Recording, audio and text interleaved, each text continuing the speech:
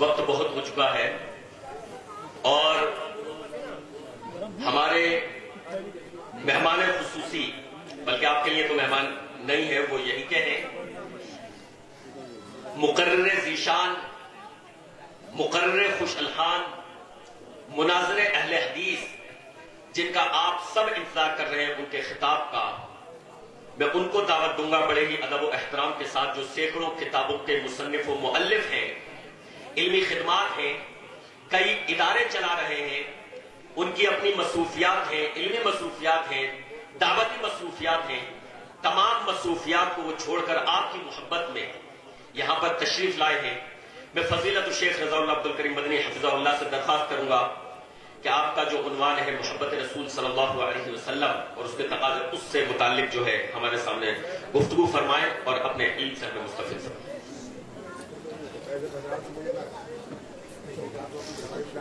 نستغفره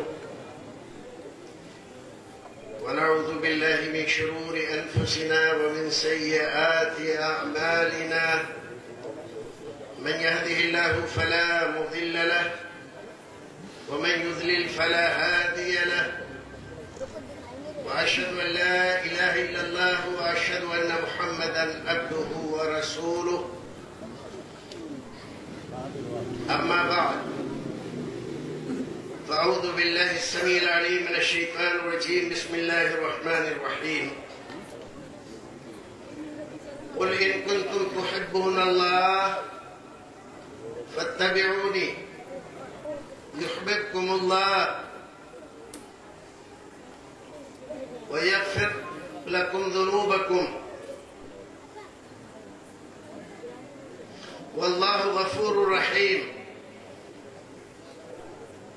وقال النبي صلى الله عليه وسلم: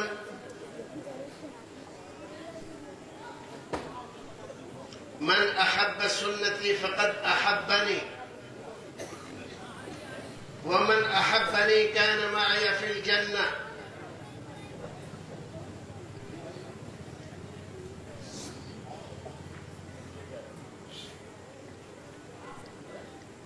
بہت دیر سے آپ حضرات علماء کرام کے مواعظ حسنات سے مستفید ہو رہے ہیں۔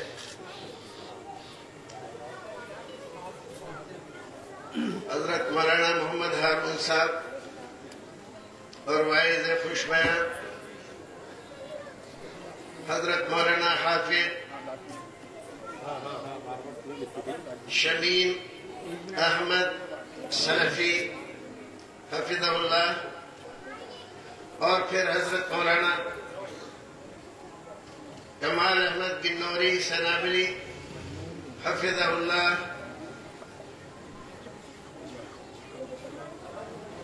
اس سے پہلے کہ میں کچھ باتیں آپ حضرات کے سامنے رکھوں،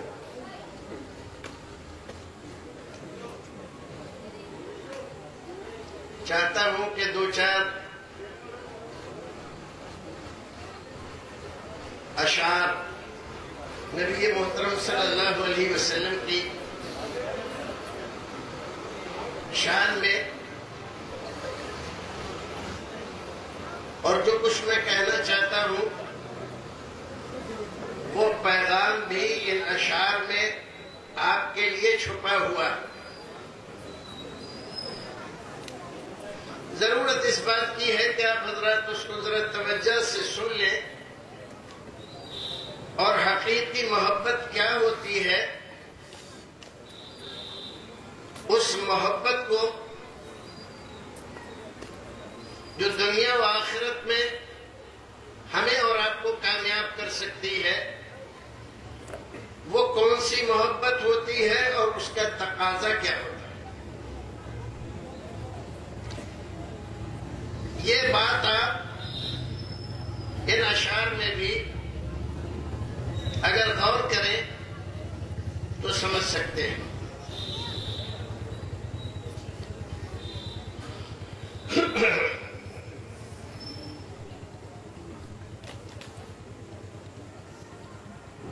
لاکھوں سلام اس آقا پر،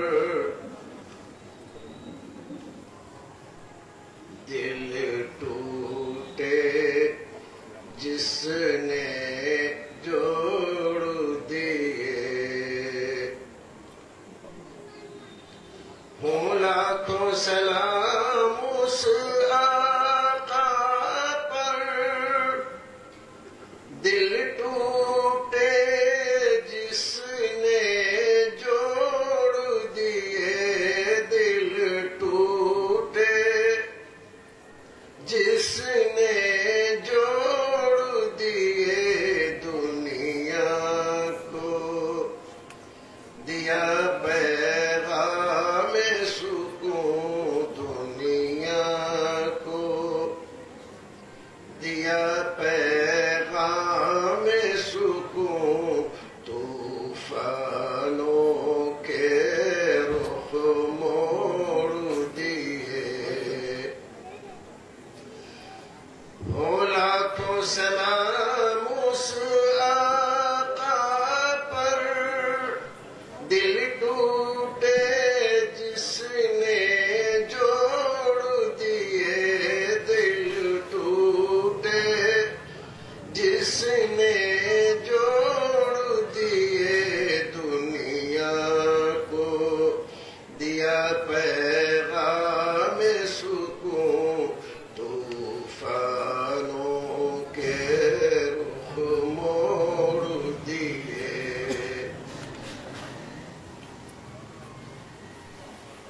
ہمارا پیغام اور ہمارا مسلک سنے آپ،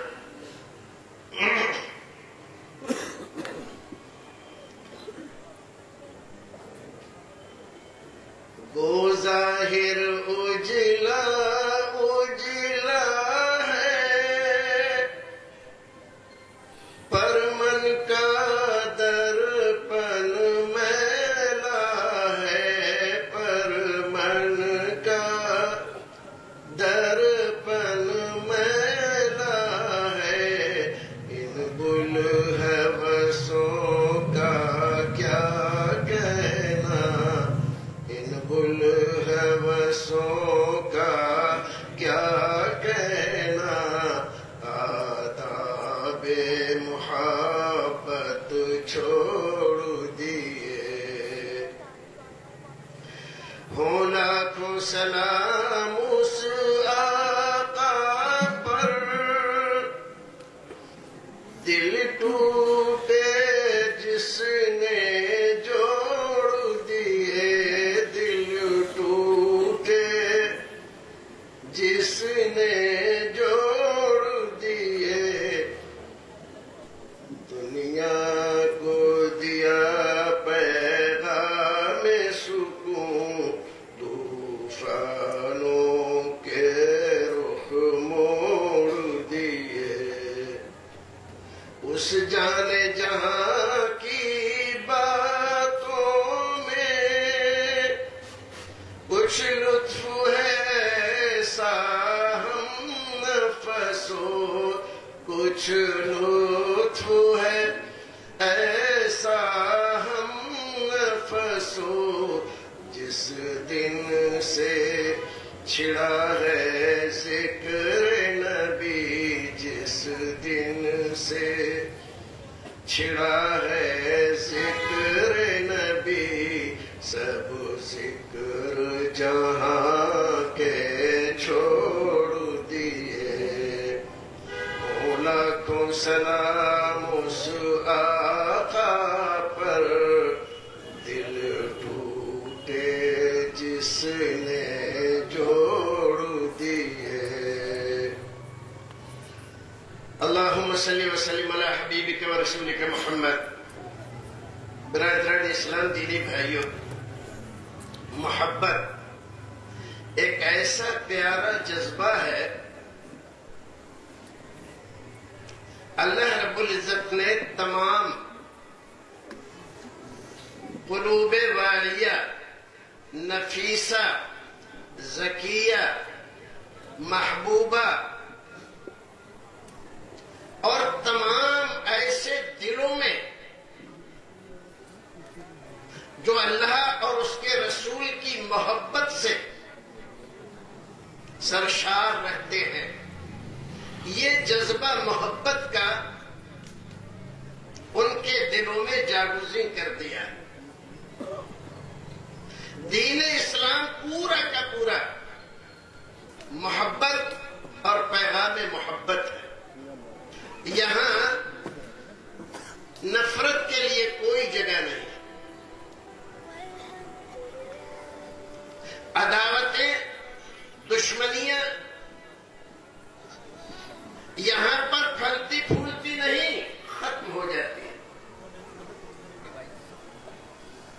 لوگ آتے ہیں اسلام اور نبی اسلام کو ختم کرنے کے لیے، مٹانے کے لیے قسمیں کھاتے ہیں، گھر سے چلتے ہیں ننگی تلوار لے کر. دل میں کیا ہے؟ نفرت. ذہن میں کیا ہے؟ عداوت. خیال کس کا ہے؟ مٹانے کا. چاہتے کیا ہے؟ چاہتے ہیں کہ محبت کے چراغ کو بجھا دیا جائے اور پورے تنتنے کے ساتھ، جوش کے ساتھ رسول اکرم صلی اللہ علیہ وسلم کے گھر کی طرف قدم اٹھ رہے ہیں. ایک مسلمان مل جاتا ہے اور پوچھتا ہے ننگی تلوار اور چہرے پر بل،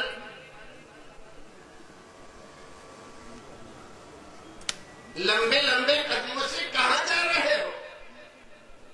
کہا کہ آج اسلام اور نبی اسلام کو مٹانے کے لیے جا رہا ہوں. قسم کھائی ہے یہ تلوار میرے ہاتھ میں. اس قصے کو تمام کر کے رکھوں گا. مسلمان پریشان ہو گیا بیچارہ. کیا کرے؟ کوئی بات سمجھ میں نہیں آئی. اس آدمی کا رخ کیسے موڑا جائے؟ کہا بڑے آئے اسلام اور نبی اسلام کو مٹانے والے. ارے پہلے گھر میں لگی ہوئی آگ کو تو مٹا دو، تب کہیں جانا. کیا مطلب؟ تمہاری بہن، تمہارا بہنوئی، یہ دونوں مسلمان ہو چکے ہیں اور تم جا رہے ہو وہاں. پہلے ادھر تو دیکھو، گھر کی لگی ہوئی آگ بجھاؤ. کیا سچی بات ہے؟ بالکل سچی بات ہے. جا رہے ہیں، رخ موڑ لیا، بہن کے گھر پہنچے. کچھ آواز کان میں پڑی، دروازہ بند ہے. کھٹکھٹایا، بہن نے جھانک کر دیکھا، بہنوئی نے جھانک کر دیکھا. دیکھا کہ تیش میں ہے، تلوار ہاتھ میں ہے. ارادے اچھے نہیں لگتے. واپس آ گئے. کیا بات ہے؟ ایسا ایسا معاملہ ہے.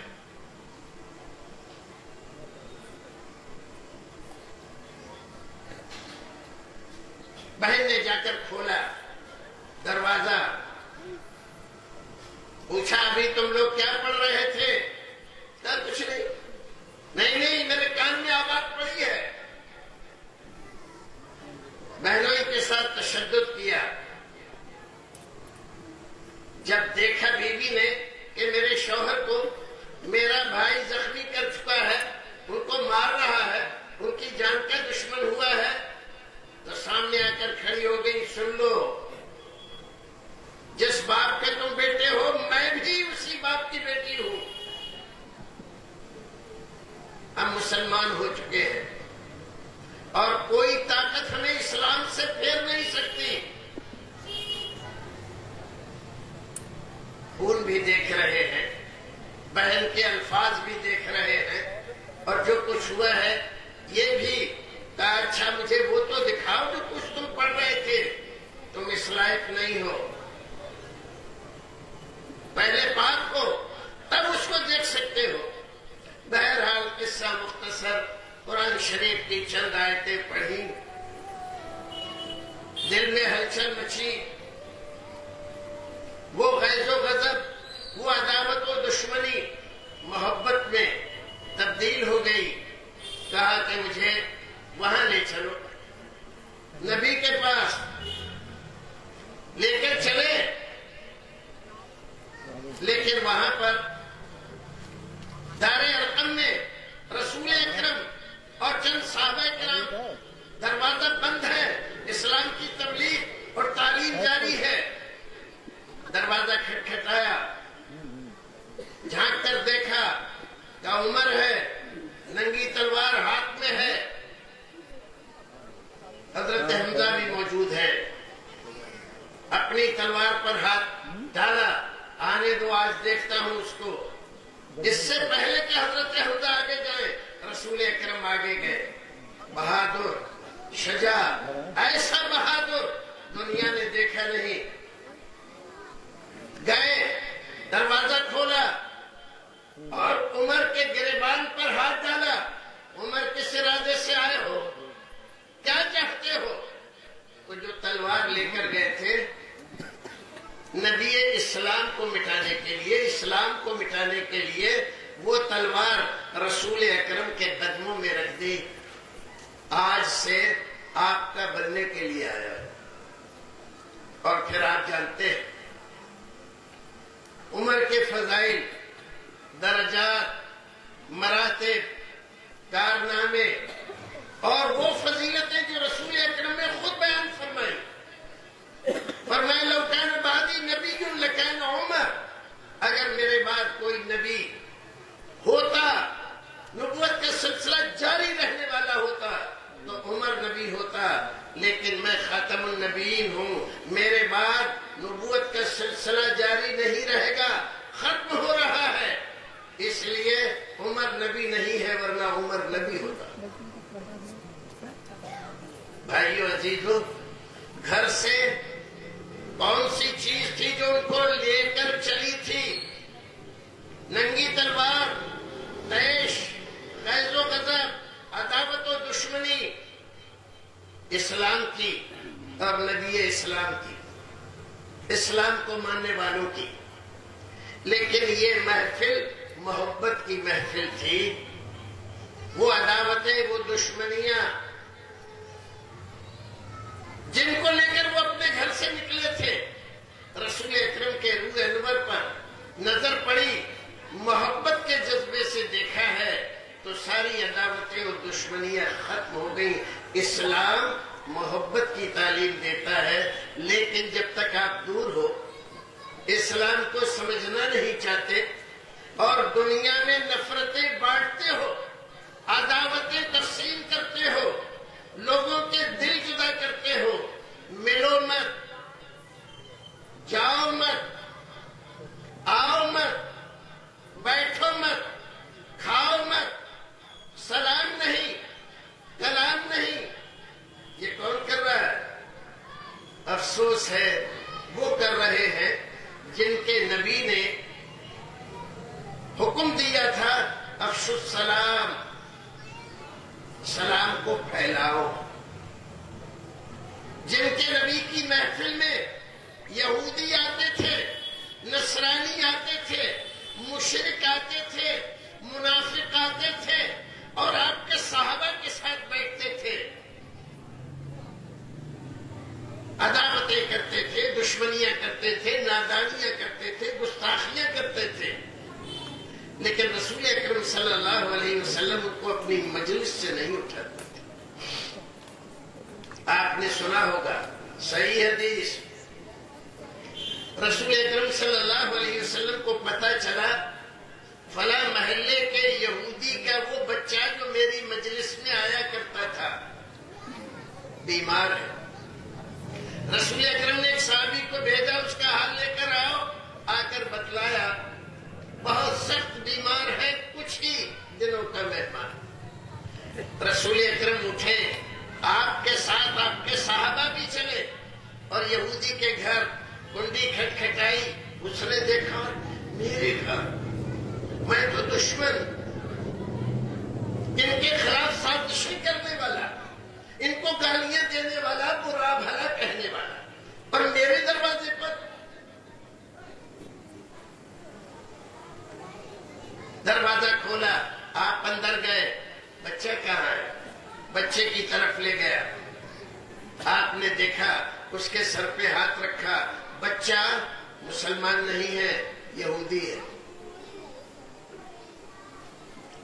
صرف اتنا تعلق ہے کہ وہ آپ کی محفل میں کبھی کبھی آتا ہے اور بیٹھ کر آپ کی بات سنتا ہے۔ صرف اتنی سی بات ہے کہ رسول اکرم کو پتہ چلا بیمار ہے، تو اس کی بیمار کرسی کے لیے، عیادت کے لیے بنفس نفیس آپ اور صحابہ کرام اس یہودی کے گھر پہنچا۔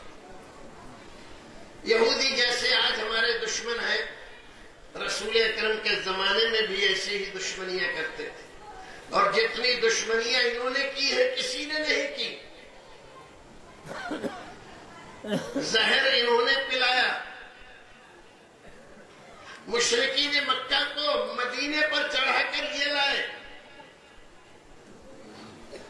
آپ کے خلاف مشرکین کو ابھارا، برگلایا، یقین دلایا تم ان سے لڑنے کے لیے آؤ، ہم تمہارا ساتھ دیں گے۔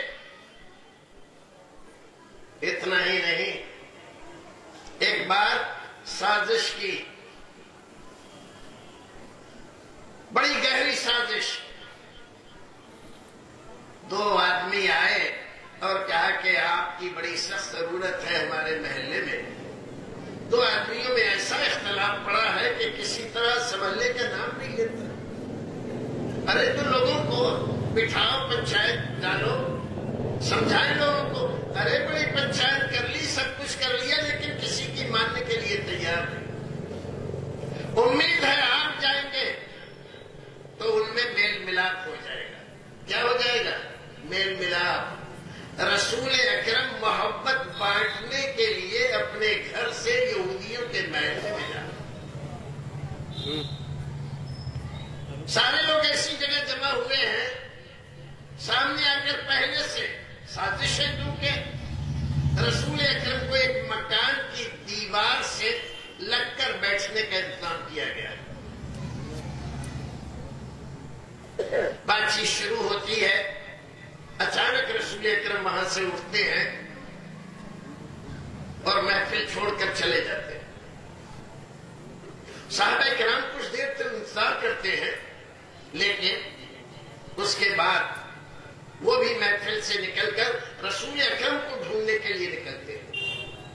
جب ملتے ہیں تو کہتے ہیں اللہ کے رسول، ہم آپ کے ساتھ گئے تھے، آپ اچانک اٹھے اور چلے گئے، کوئی سبب نہیں بتلایا۔ کہا کہ بات ایسی ہے، میں ان کی باتوں میں مگن تھا، پوری توجہ سے سن رہا تھا۔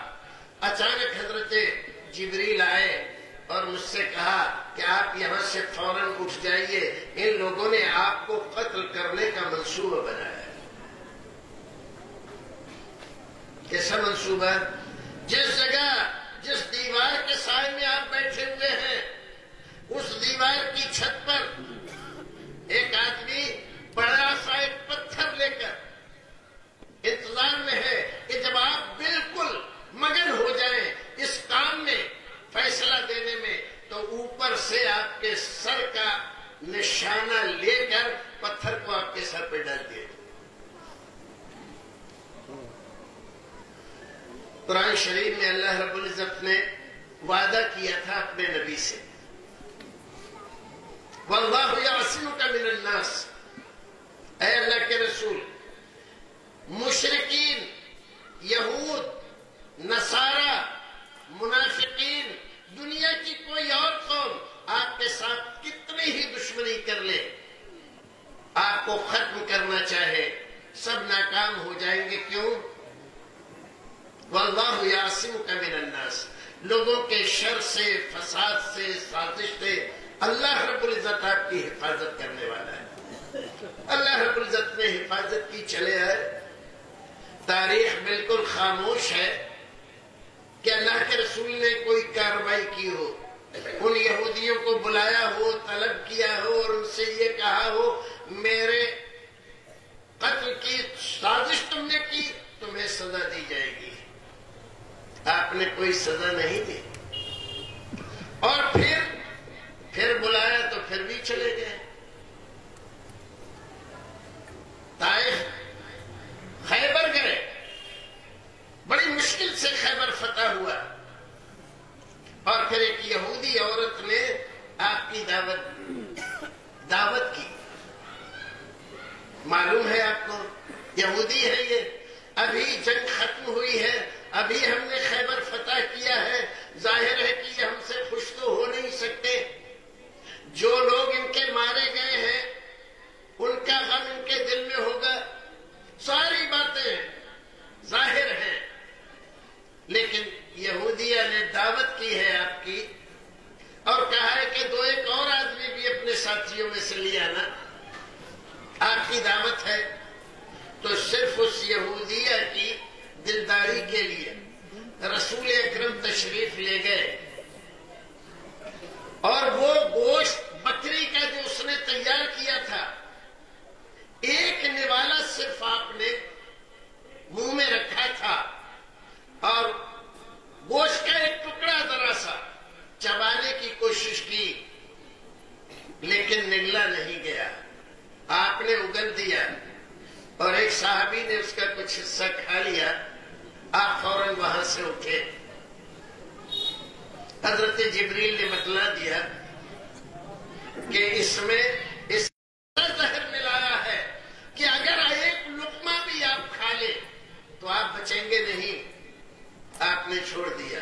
اس کو بلایا، تو نے ایسا کیوں کیا؟ تو نے ایسا کیوں کیا؟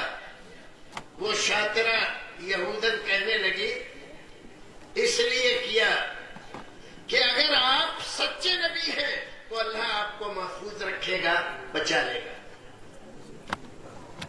آپ میری اس سازش میں اور اس دھوکے میں نہیں آئیں گے، اللہ تعالیٰ آپ کو محفوظ رکھے گا.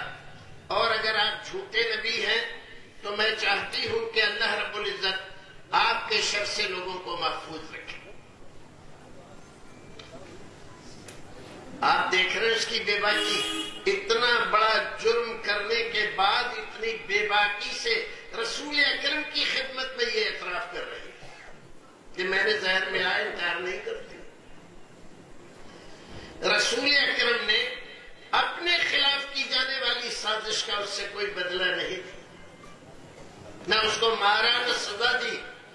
لیکن وہ صحابی جن کی وفات ہو گئی، ان کی وفات کے جرم میں اس پر اللہ کے رسول نے سزا متعین فرمائی. آپ دیکھ رہے ہو بھائیو، ہم ایسے نبی کے ماننے والے ہیں جس نے یہودیوں کے یہاں جا کر دعوت کھائی. نجران کے نصارہ کا ایک وفد آیا رسول اکرم کی خدمت میں.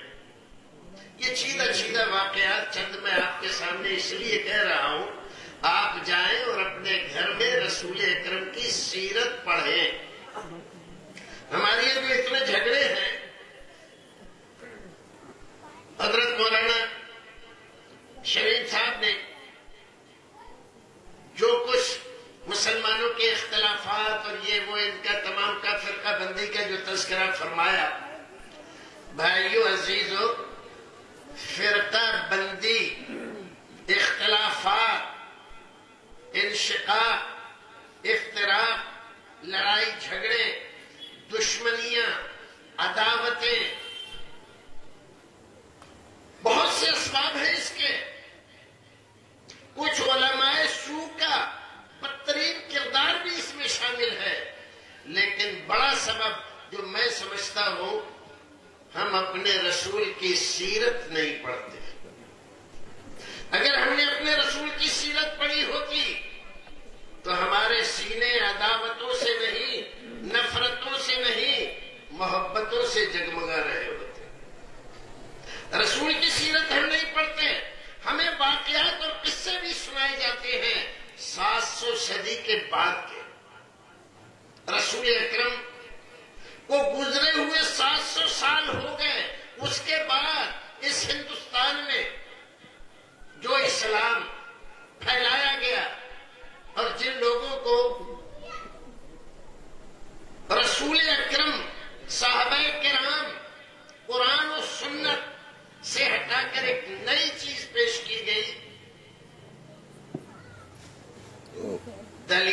وہی سب کچھ پیش کیا جاتا ہے۔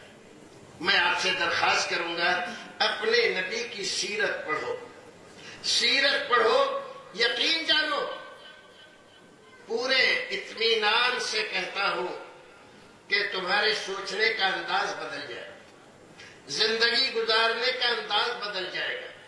جو خوف و دہشت تمہارے اوپر اس وقت طاری ہے دشمنوں کا، یہ خوف و دہشت بھی جاتا رہے گا، اور تمہیں اللہ رب العزت پر وہ یقین اور توکل ہو جائے گا کہ تمہیں دنیا میں کوئی نہیں ڈرا سکے گا۔ لیکن ہم سیرت نہیں پڑھتے رسول۔ نجران کے نصارہ آئے ہیں، ایک وقت آیا ہے کافی دیر تک، اس زمانے میں رسول اکرم صلی اللہ علیہ وسلم کے یہاں کوئی گیسٹ ہاؤس نہیں تھا جس میں مہمانوں کو ٹھہرایا جائے۔ آپ کی مسجد ہی آپ کا پارلیمنٹ تھی، آپ کی مسجد ہی آپ کا گیسٹ ہاؤس تھا، آپ کی مسجد ہی دعوت و تبلیغ کا مرکز تھی، اور آپ کی مسجد ہی اسلام کی نمائندہ مسجد تھی۔ سارے کام اسی مسجد سے ہوتے تھے، اور جن ظالم و جابروں کو مسلمانوں کے خلاف سازشیں کرنے کی بنا پر قید کیا جاتا تھا، ان کو بھی لا کر اسی مسجد نبوی کے ستونوں سے باندھ کے رکھا جاتا تھا۔ یہ لوگ آئے ہیں، آپ نے ان کو بٹھایا، ان سے بات کی، اس سے نصارہ، نصرانی، عیسائی، کہاں کے؟ نجران کے۔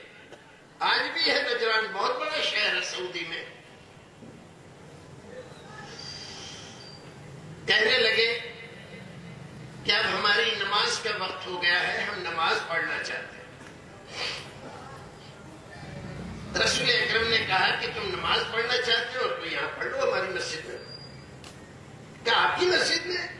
کہا کہ ہاں۔ کہا یہاں تو آپ لوگ نماز پڑھتے ہیں۔ کہا کیا ہوا؟ آپ بھی نماز پڑھو گے، اللہ کے لیے پڑھو گے نا، ہم بھی اللہ کی نماز پڑھتے ہیں، آپ پڑھ لو، یہاں پڑھ لو۔ سیرت کے یہ وہ واقعات ہیں جو ہم نے بھلا دیے ہیں۔ نفرتیں، عداوتیں ہمارے دلوں میں پلپ رہی ہیں، اسی بنیاد پر محبتیں ہمارے سینے میں معجزن نہیں ہوتی، پیدا نہیں ہوتی۔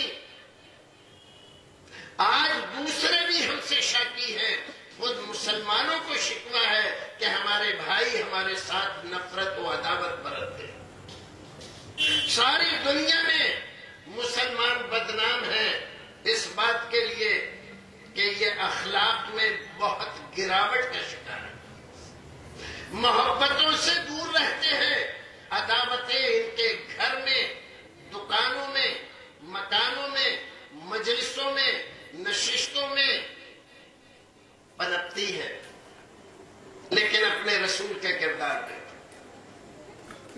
نجران کے عیسائیوں کو نماز پڑھنے کی اجازت دے دی، کہاں؟ مدینے میں، مسجد نبوی میں۔ رسول اکرم نے، کسی اور نے نہیں، رسول اکرم نے۔ اور آج ہم ہیں اسی نبی کے ماننے والے، ہم مسجدوں کے باہر باقاعدہ لکھ کر لٹکا دیتے ہیں غیر مسلک والے کا داخلہ منع ہے، اگر آیا تو نتائج کا ذمہ دار وہ خود ہوگا۔ ہم نبی کے ماننے والے، اس نبی کے جو نبی محبت تھا، جس نے محبتیں بانٹی یہودیوں میں، نصرانیوں میں، مشرکوں میں، منافقوں میں، اور اپنا بنایا۔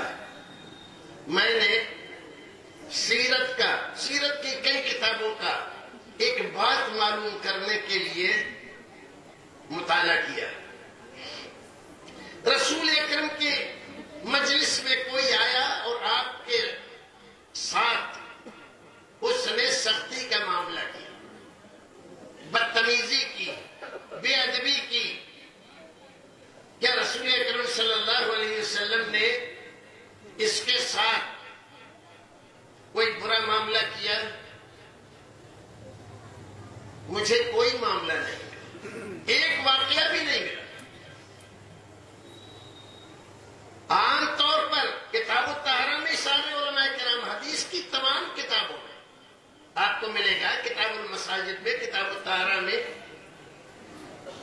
رسول اکرم کی مجلس لگی ہوئی ہے، صحابہ کرام بیٹھے ہوئے ہیں، ایک بدو، ایک دیہاتی آدمی، مسلمان نہیں ہے لیکن آپ کی مجلس میں آ کر بیٹھ گیا ہے، سن رہا ہے آپ کی باتیں۔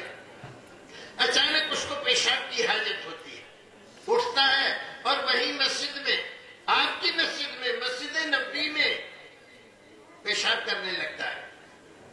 صحابہ کرام نے جب دیکھا تو دوڑے اس کی طرف، ارے ارے یہ کیا کر رہا ہے؟ فَزَبَرُوهُ، حدیث شریف میں الفاظ ہے کہ صحابہ کرام نے اس کو جھڑکا، ڈانٹا۔ آپ نے صحابہ کرام کو روکا، اس کو نہیں، صحابہ کرام کو روکا، نہیں اس کو پیشاب کر لیتے، پیشاب کر لینے دو۔ کہاں کر رہا ہے؟ دنیا کی دوسرے نمبر کی سب سے پاکیزہ، برکت والی، فضیلت والی جگہ پیشاب سے فارغ ہوا ہے۔ آپ نے اس کو بلایا، فرمایا ان المساجد لم تبن لہذا، یہ مسجدیں اس لیے نہیں بنائی گئی ہے کہ کوئی یہاں پیشاب کرے، گندگی کرے، یہ تو تلاوت قرآن کے لیے، اللہ کے ذکر کے لیے اور نماز کے لیے بنائی گئی ہے۔ صحابہ کرام سے کہا کہ ایک ڈول پانی لے کر آؤ، اور پانی اس پر بہا کر اس جگہ کو صاف کرا دیا۔ مسلمانوں ذرا سینے پر ہاتھ رکھ کر دیکھو، اگر تمہارے سامنے ایسا واقعہ ہوتا تو تم کیا کرتے؟ یہ کون ہے؟ یہ محبتوں والا نبی ہے، اس نے محبتیں پھیلائی ہیں، محبتوں کا پیغام پھیلایا ہے، اسلام کو دین محبت بتایا، اسلام کا تعارف محبت کے نام سے کرایا ہے، نفرت و عداوت کے نام سے نہیں کرایا۔ بازار جھنجھنا رہا ہے، کافی بھیڑ ہے، رسول اکرم ایک جگہ سے گزر رہے ہیں، ایک یہودی نے آ کر پکڑ لیا، تم بنو ہاشم والے بڑے نادہندہ ہو، کسی کا مال لے لیتے ہو تو دینے کا نام نہیں لیتے۔ ارے وہی صحابہ کرام نے جب یہ سنا تو دوڑے اس کو مارنے کے لیے، ان میں حضرت عمر بن الخطاب بھی ہے۔ آپ نے روکا، کیا کر رہے ہیں؟ ارے آپ دیکھ نہیں اللہ کے رسول کیا کہہ رہے ہیں آپ کو؟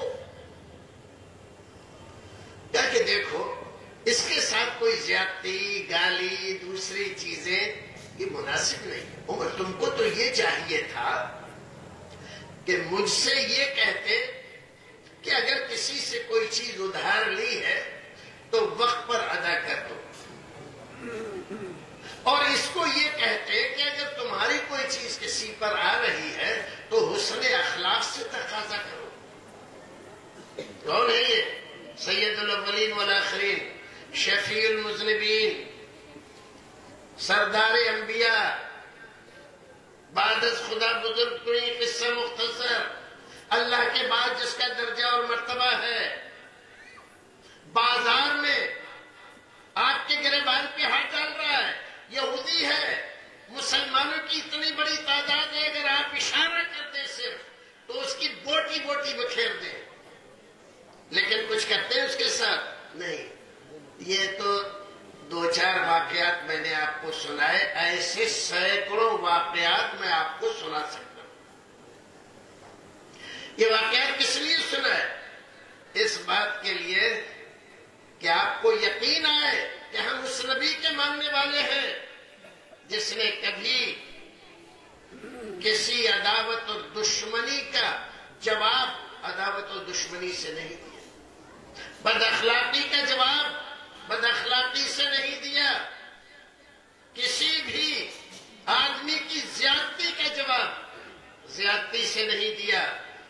مسجد نبی میں ڈھیر لگا ہوا ہے غلے کا. ایک دیہاتی آتا ہے اور آ کر کہتا ہے کہ یہ مال تمہارے باپ کا نہیں ہے. صحابہ کرام بیٹھے ہوئے اگر اشارہ کر دیں تو اس کا ہاتھ پیر توڑ کے برابر کر دیں. سب دیکھ رہے ہیں آپ کو کہ یہ کیا کہہ رہا ہے اور آپ خاموش ہیں. یہ اللہ کا مال ہے, اس میں سے مجھے بھی دلواؤ. آپ ایک صحابی کو اشارہ کرتے ہیں کہ اس کا گون بھروا دو. اونٹ پر لاتے جاتے ہیں نا بوری, اس کو گون کہتے ہیں. بھر لیا, اتنا بھر لیا کہ اٹھ بھی نہیں رہا ہے. صحابہ کرام سے رسول اکرم فرماتے ہیں کہ اس کو اٹھا کر اور اس کی سواری پر لدوا دو. سبحان اللہ, سبحان اللہ. یہ ہے وہ نبی جس کو سید الاولین والآخرین کہتے ہیں, جس نے فرمایا بعثت لأتمم مکارم الاخلاق. میرے رب نے مجھے اس کائنات میں اس لیے بھیجا ہے تاکہ میں مکارم اخلاق کی بنیادوں کو اتنا مضبوط کر دوں کہ کوئی اس کو ہلا نہ سکے. محبت بھائیو عزیزو, اس لفظ سے زیادہ پیارا شاید کوئی لفظ ہو. محبت, اللہ محبت کرتا ہے, رسول محبت کرتے ہیں. بعض علماء کرام نے مستقل کتابیں لکھی ہیں. اللہ کس سے محبت کرتا ہے, رسول کس سے محبت کرتے ہیں, اور یہ کہ اللہ سے محبت کون کرتا ہے اور رسول سے محبت کون کرتے ہیں, یہ تو ایک الگ ہی عنوان ہے. میں نے ایک آیت کریمہ آپ کے سامنے رکھی تھی. اللہ تعالیٰ فرماتا ہے قل ان کنتم تحبون اللہ فاتبعونی یحببکم اللہ ویغفر لکم ذنوبکم واللہ غفور رحیم. کچھ سمجھ میں آیا؟ کچھ بھی نہیں سمجھ میں. یہی پریشانی ہے ہماری. ہم قرآن شریف کو سمجھنا نہیں چاہتے. چیخ چیخ کر, شور شرابہ کر کے, یہاں کی وہاں کی, ایران کی توران کی جو لوگ قصے کہانیاں چٹکلے لطیفے سناتے ہیں, نعرے بازی کرتے ہیں, ان کے جیکارے بولتے ہیں, سمجھتے ہیں بڑا ثواب ملا. یہ ثواب کے کام ہے, یہ ثواب کے کام ہے. رسول اکرم کی ساری زندگی میں, ساری زندگی میں تم کسی بھی مولوی سے پوچھو, چیلنج ہے, کسی مولوی سے پوچھو صحابہ کرام نے کبھی کسی کو, کبھی رسول اکرم کی مجلس میں اس طرح کے نعرے بازی کی نہیں. اور ہم عادی ہو گئے ہیں اس طرح کی باتوں کا. جو اسلام کی اصل باتیں ہیں ان کو نہ سنتے ہیں اور نہ عالم سے کہتے ہیں کہ ہمیں وہ سناؤ جو ہمارا رب کہہ رہا ہے, ہمیں وہ سناؤ جو ہمارے رسول کہہ رہے ہیں, ہمیں وہ سناؤ جو قرآن کہہ رہا ہے, ہمیں وہ سناؤ جو ہمارے رسول کی حدیث کہہ رہے ہیں. قصے, کہانیاں, لطیفے, چٹکلے اسلام کا چہرہ مس کر دیا. اللہ تعالیٰ فرماتا ہے اے میرے نبی, اے میرے نبی, یہ لوگ آپ سے پوچھتے ہیں ہم اللہ کے محبوب کیسے بن سکتے ہیں,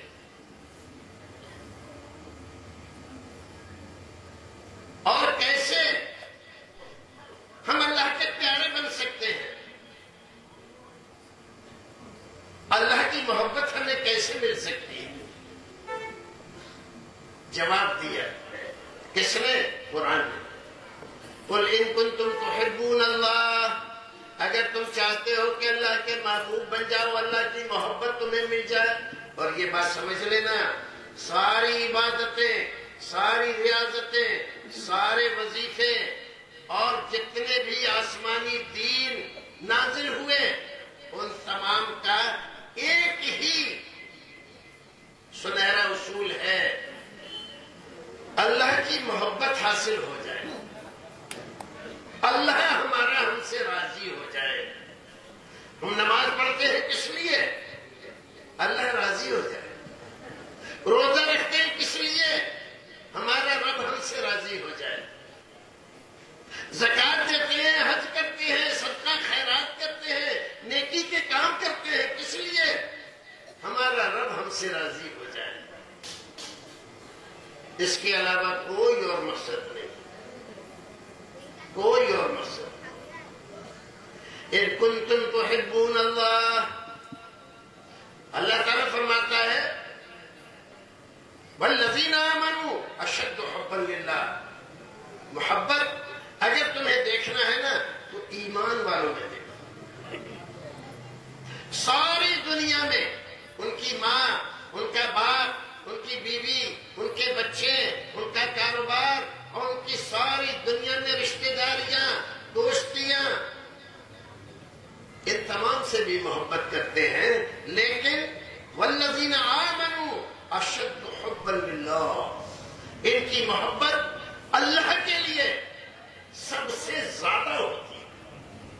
سب سے زیادہ اللہ کی محبت، اللہ کے رسول کی محبت. اللہ کے رسول کی محبت یہ اللہ کی محبت کا تقاضا ہے. اگر تم اللہ سے محبت کرتے ہو اور تمہاری محبت سچی ہے تو رسول سے محبت کرو. یہ حکم اللہ کا ہے اور یہ معاملہ اختیاری نہیں ہے. آپ چاہو تو محبت کرو، چاہو تو نہ کرو، ایسا معاملہ نہیں ہے. اگر تم مومن بن کر زندہ رہنا چاہتے ہو، جنت میں جانا چاہتے ہو، کامیابی حاصل کرنا چاہتے ہو تو ایک ہی راستہ ہے. اس کا ایک ہی راستہ ہے، فاتبعونی، میرے نبی کی اتباع و فرما برداری کرو. یحببکم اللہ، جب تم نبی کی فرما برداری کرو گے، آپ کا کہا مانو گے، آپ کی فرما برداری کے ساتھ زندگی گزارو گے تو اللہ رب العزت تم سے محبت کرے گا. اللہ کی محبت حاصل ہونے کا ذریعہ قرآن بتا رہا ہے. یہ میرا فلسفہ نہیں ہے، کسی اور مولوی کا فلسفہ نہیں ہے، یہ قرآن بتا رہا ہے. ان کنتم تحبون اللہ فاتبعونی، اے نبی آپ بتائیے،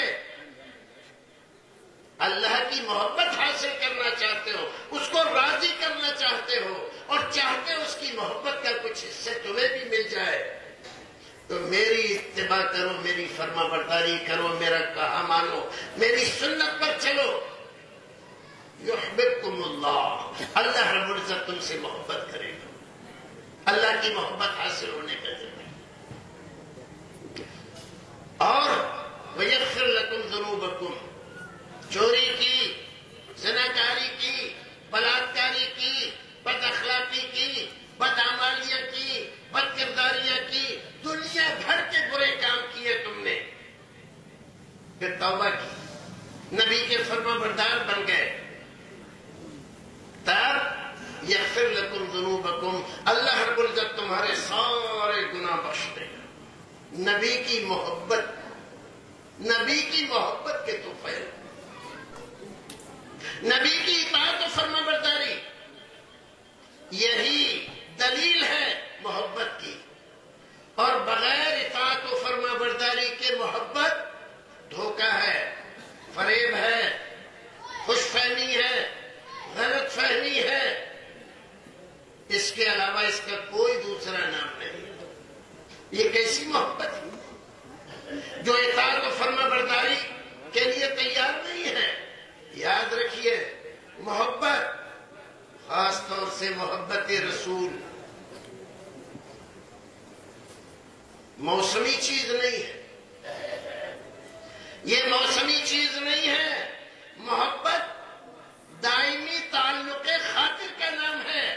آپ کا دل ہر وقت، ہر موسم میں، رات دن، جاڑا گرمی برسات، محرم،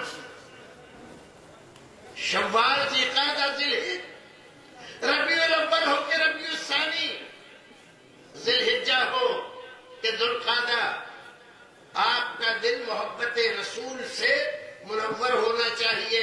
آپ کے دل میں محبت ہونا چاہیے. اور آپ نے محبت کو موسمی بنا لیا ہے. ربیع الاول آیا تو محبت چھلک چھلک جا رہی ہے، اور ربیع الاول گزرا، نہ آپ اپنے محبوب کو جانتے ہیں، نہ محبت سے واقف ہے، نہ اس کے تقاضوں سے واقف ہے. یہ کائے کی محبت ہے؟ محبت موسمی نہیں ہوتی، محبت دائمی ہوتی ہے، ہمیشہ ہوتی ہے، اور اس سے آدمی خالی نہیں ہوتا. اور جو خالی ہوتا ہے تب وہ محبت میں آدھا ادھورا ہوتا ہے. اور اس محبت کا وقت زیادہ ہونے جا رہا ہے، اس محبت کا بات مختصر کرتا ہوں. سب سے بڑا فائدہ، سب سے بڑی بشارت کیا ہے؟ ایک صحابی رسول اکرم کے آپ کی خدمت میں آئے اور آ کر پوچھا، مسلم شریف کی روایت، متی الساعہ یا رسول اللہ، اللہ کے رسول قیامت کیا کب آئے؟ آپ نے فرمایا، ما عددت لہا، تم نے قیامت کے لیے تیاری کیا کی ہے؟ کب آئے گی قیامت؟ اس سے تمہیں کیا فائدہ ہوگا بتا دیا جائے. 10 سال بعد، 20 سال بعد، 100 سال بعد، تمہیں کیا فائدہ اس سے؟ فائدے کی چیز تو یہ ہے کہ قیامت کبھی بھی آ سکتی ہے، اس کے لیے تیاری کر کے رکھیں. تو آپ نے پوچھا، ما عددت لہا، کیا تیاری کی ہے؟ کہنے لگے، اللہ تو بہت زیادہ نمازیں، نہ روزے ہیں، نہ زکاتیں ہیں، اتنی ہی میں بھی پڑھتا ہوں، ادا کرتا ہوں جتنے اور لوگ کرتے ہیں. لیکن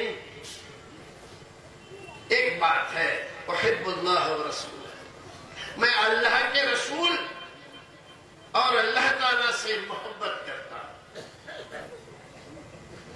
رسول اکرم نے فرمایا، انت مع من احببت، بشارتیں، شادمانیاں، مسرتیں. مسلمان کے لیے اس سے بڑی بشارت اور کوئی نہیں ہو سکتی کہ ایک مسلمان کو قیامت میں، جنت میں رسول اکرم صلی اللہ علیہ وسلم کی معیت اور آپ کا ساتھ حاصل ہو جائے. یہ ہے محبت کا درجہ. لیکن کون سی محبت؟ موسمی نہیں، حقیقی محبت. حقیقی محبت. رسول اکرم صلی اللہ علیہ وسلم ایک حدیث میں فرماتے ہیں، من احب سنتی فقد احبنی ومن احبنی کان معی فی الجنہ. معیار کیا ہے محبت کا؟ کیسے پتا چلے گا کہ یہ محبت کرتا ہے اور یہ محبت نہیں کرتا؟ فرمایا، مجھ سے محبت کا دعویٰ کرنے والے بہت سارے لوگ ہیں، بہت سارے لوگ ہیں. وَكُلٌّ يدعي وصلا بلیلا ولیلا لا تخر لهم بذاک. لیلا کے وصال کی باتیں تو بہت سارے کرتے ہیں، لیلا سے محبت کی باتیں تو بہت سارے کرتے ہیں، لیکن لیلا ان میں سے کسی کے ساتھ اقرار نہیں کرتی. یہ خالی گفتاریاں ہیں، زبانی جمع خرچ ہے، اس کے پیچھے کچھ نہیں. تو رسول اکرم فرماتے ہیں، من احب سنتی، جو میری سنت سے محبت کرتا ہے، فقد احبنی، حقیقت میں یہی مجھ سے محبت کرتا ہے. جس کو سنتوں سے محبت ہے اس کو رسول سے محبت ہے، اور جو سنتوں سے چڑھتا ہے، سنتوں سے نفرت کرتا ہے اور دعویٰ محبت کا کرتا ہے، جھوٹ بولتا ہے، فریبی ہے، یہ خوش فہمی میں اور غلط فہمی میں مبتلا ہے. آج دیکھیے، ہمیں دعویٰ ہے محبت کا، لیکن ہماری مسجد میں کوئی آ کر اگر آمین تھوڑی سی زور سے آواز سے کہہ دے تو ساری مسجد میں زلزلہ آ جاتا ہے. ہماری مسجد میں کوئی آدمی رفع الیدین سے اگر نماز پڑھے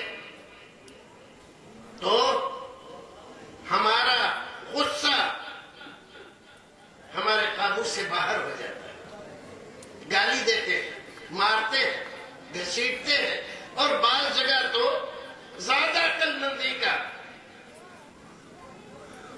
برتاؤ کرتے ہیں اسی بیچارے سے مسجد دھلواتے ہیں. وہ دروازے سے گیا, ایک جگہ اس نے نماز پڑھی اور نماز پڑھ کے نکل آیا. اگر گندی ہو گئی تھی تو اتنی جگہ گندی ہوئی تھی, لیکن اب ساری مسجد میں اس کو گھما کر اسی سے دھلوا رہے. عقل بندی تو دیکھیے. اور پھر دعویٰ ہے کہ ہمیں رسول سے محبت ہے. اس بیچارے سے پوچھو تو نے آمین کیوں کہی؟ وہ کہتا ہے میرے رسول کی سنت ہے. رفع الیدین کیوں کی؟ میرے رسول کی سنت ہے.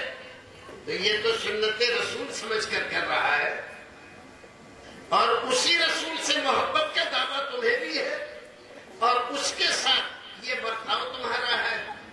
ایک طرف کہتے ہو 4 امام برحق ہیں, حضرت امام شافعی, حضرت امام مالک, حضرت امام احمد بن حنبل, 3 امام ان ساری چیزوں کے قائل ہیں, عامل ہیں, ان کے ماننے والے ان پر عمل کرتے ہیں. سارے شافعیوں کی مذہب مسجدوں میں, اور ہمارے سیدپور کے بہت سارے, اکثریت تو بمبئی رہتی ہے, بمبئی میں شافعیوں کی جو مسجدیں چلے جائیں دیکھو آمین ہوتی ہے کہ نہیں ہوتی, رفع الیدین کر رہے ہیں کہ نہیں کر رہے؟ نہیں وہ تو ٹھیک ہے, وہ کریں. حضرت امام شافعی کا نام لے کر وہ ہمیں گوارا ہے, لیکن وہی عمل اگر کوئی رسول کا نام لے کر کرتا ہے وہ ہمیں گوارا نہیں ہے. اور پھر دعویٰ یہ ہے کہ ہمیں رسول سے محبت بھی ہے. بھائیو, میرے محترم بھائیو, ذرا اپنے عمل پر, ذرا اپنے کردار پر نظر تو کر لو. محبت تو وہ ہوتی ہے. غزوہ احد تاریخ لمبی ہے, خبر آئی مدینے میں رسول اکرم شہید کر دیے گئے میدان جنگ میں, اور ایک خاتون مدینے سے نکلتی ہے میدان جنگ کی طرف, رخ ہے اس کا. ایک مسلمان ملتا ہے, کہتا ہے کہ تیرا باپ شہید ہو گیا. پوچھتی ہے وہ کیف رسول اللہ, اللہ کے رسول کیسے؟ کہتا ہے مجھے پتہ نہیں. آگے بڑھتی ہے, ایک اور مسلمان ملتا ہے, بتاتا ہے کہ تیرا شوہر شہید ہو گیا. آگے بڑھتی ایک اور ملتا ہے, تیرا بیٹا شہید ہو گیا. باپ, بھائی, شوہر جنگ میں شہید ہو گئے. ہر ایک آدمی سے یہی پوچھتی ہے وہ کیف رسول, اللہ کے رسول کیسے؟ اور پھر جاتی ہے تو ایک آدمی ملتا ہے, وہ کہتا ہے کہ اللہ کے رسول بخیر ہے اور فلاں جگہ. جاتی ہے اور جیسے ہی رسول اکرم کے روئے انور پہ نظر پڑتی ہے, پکار اٹھتی ہے کل مصیبت بعدک چلو یا رسول.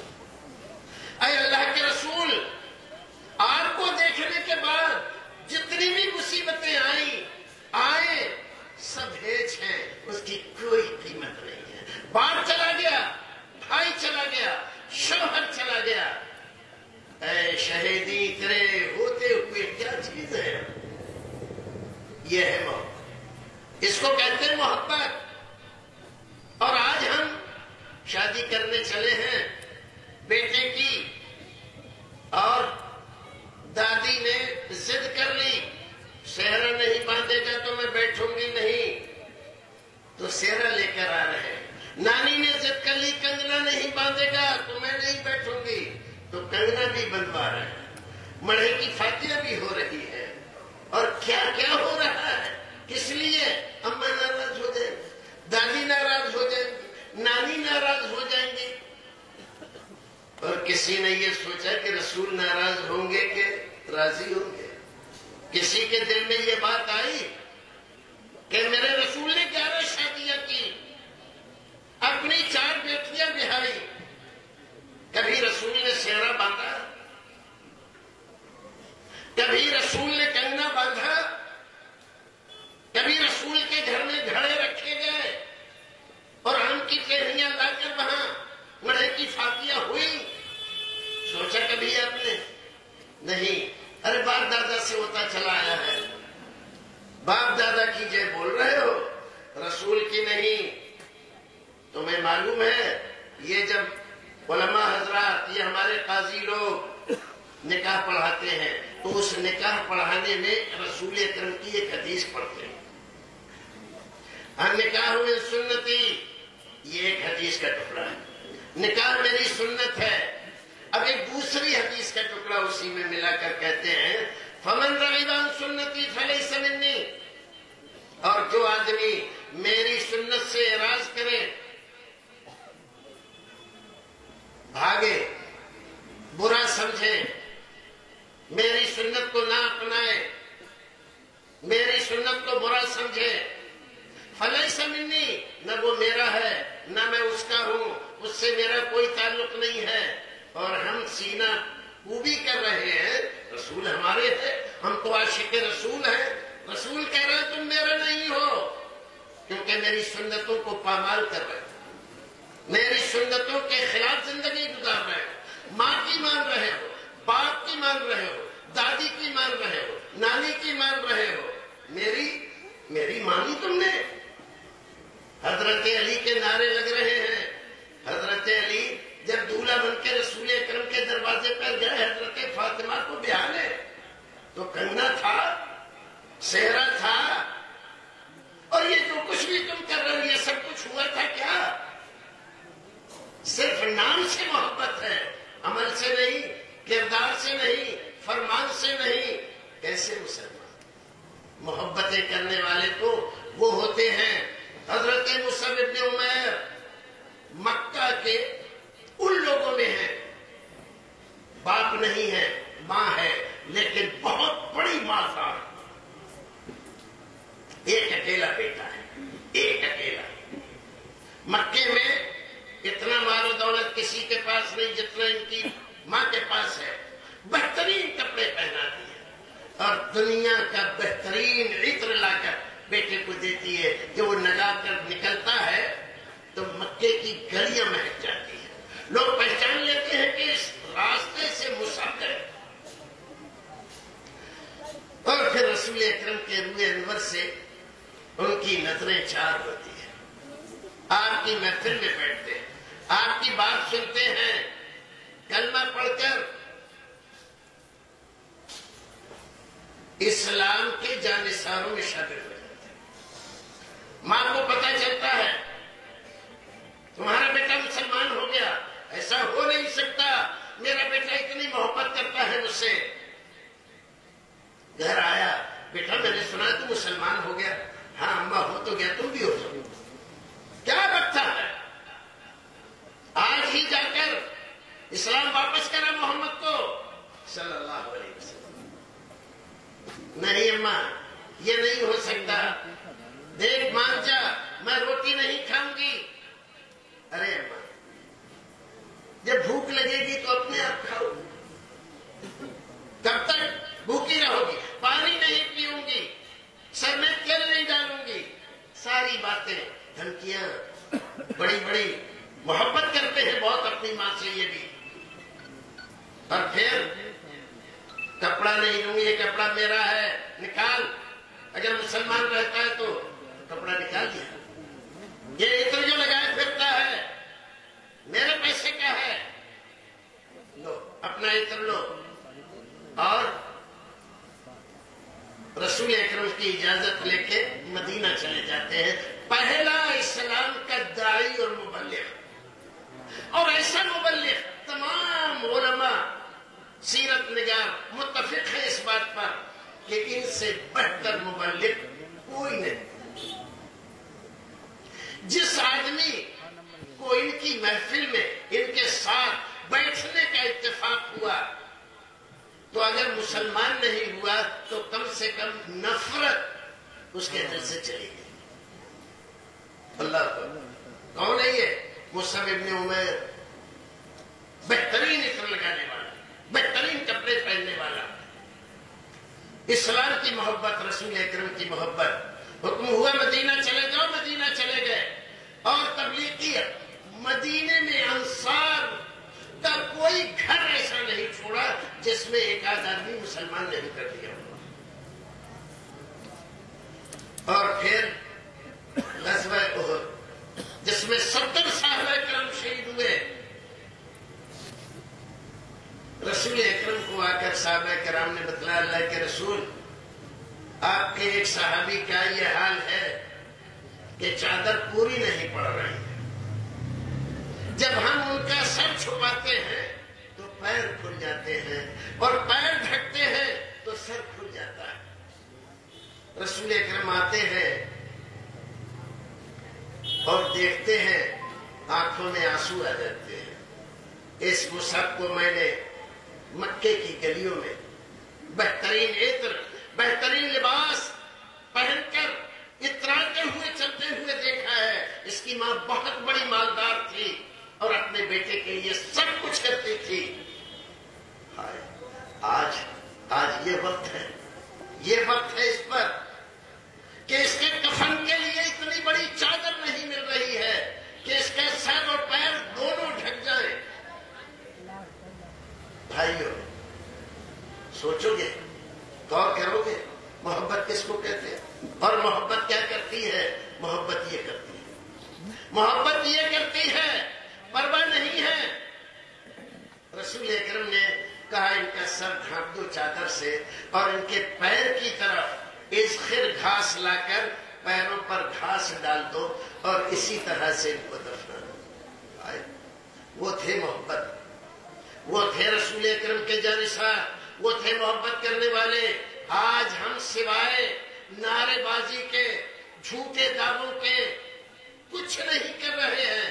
रसूल अकरम की मोहब्बत, आपकी सुन्नत से मोहब्बत, आपके लाए हुए मिशन की मोहब्बत, आपके दीन की मोहब्बत, आप पर उतरे हुए कुरान की मोहब्बत, आपके फरामीन की मोहब्बत सारी ताक में रखी हुई सड़ रही है, पुरानी हो रही है, कोई नहीं देख। इतने लोग हैं जो अपने बच्चों को दीन पढ़ा रहे हैं, रसूल अकरम की हदीसों से वाकिफ करा रहे हैं। मेराज के जिक्र में लाखों के जलसे करते हैं हम, लेकिन मेराज में जो तोहफा लेकर आए रसूल अकरम, उस तोहफे की अदायगी कितने कर रहे हैं? कितने लोग हैं जो अपने बच्चों को नमाज सिखा रहे हैं? कितने लोग हैं जिन्होंने तोहफा मेराज को बाकी रखने के लिए अपने बच्चों के दिलों में उस मेराज के तोहफे की कदर और कीमत उजागर की है, उसको रखा है। भाइयों अजीज़, अल्लाह रब्बुल इज्जत हमें और आपको नेक अमल करने की तौफीक अता फरमाए। वक्त बहुत हो गया, जरूरत इस बात की है, मोहब्बत बहुत बड़ी चीज है। यकीन मुहकम, अमल पे हम, मोहब्बत फातिह आलम। जहाद जिंदगानी में ये है मर्दों की शमशीरें। दुनिया वाले क्या कह रहे हैं, जमाना क्या कह रहा है, हमें इससे कोई मतलब नहीं होना चाहिए। हमें तो इससे मतलब होना चाहिए हमारा रब क्या कह रहा है और हमारे रसूल क्या कह रहे हैं। जो हमारा मरकज़ अकीदत है, मरकज़ मोहब्बत है, उसका तकाजा क्या है? मोहब्बत का तकाजा है रसूल अकरम की फरमाबरदारी। तो फरमाबरदारी के लिए तैयारी करो, यही सबसे बड़ा सरमाया है।